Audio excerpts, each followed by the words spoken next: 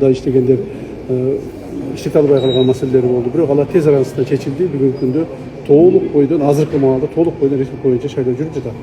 Эч жерде эч кандай бир коопсуз маселе жок. Ошондуктан мен ойлоймун бизде шайлоочуларга баардык шарттар түзүлгөн, кандидаттарга баардык шарттар түзүлгөн.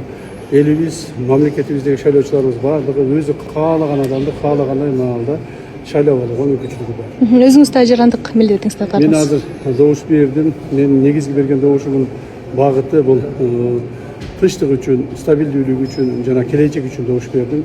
Себеби бул депутаттарыбыз келечекте бизде 5 жылда мамлекетибиздеги баардык саясий өңүттөгү, мамлекеттеги баардык экономикалык саясий өңүттөгү маселелерди чечип берет деген чоң үмүт менен келечекке добуш бердим. Рахмат. Азыр эме болуп калбады, андай диалектикалык рамилер менен эле каалаган участоктон биздин округуна добуш берип атпайбы? Жанагындай добуш сатып алуу жана атайын шайлоочуларды ошол жака алып барып добуш бердирүү сыяктуу мыйзам бузууларды өзүңүздөр көрүп турасыздар, бүгүнкү шайлоо системасы бул аналоги жок.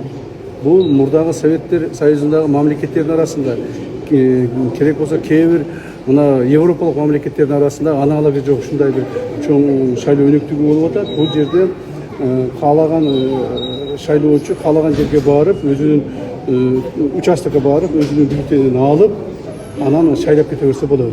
То есть мурдагыдай бирөөнү подвоз кылып алып келиш, же болбосо дополнительный списокторго жазылыш, же болбосо дополнительный бюллетендерди чыгарыш деген такыр жоюлган. Бул жерде баардыгы электрондук биринчиден, экинчиден ошол эле жерде журналга кол коюлуп, кагаз түрүндө дагы текшерилип турат.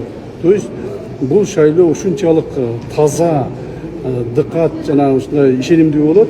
Бул мен ойлойм дүйнөлүк коомчулукка уланат. Рахмат. Саламат болуңуздар.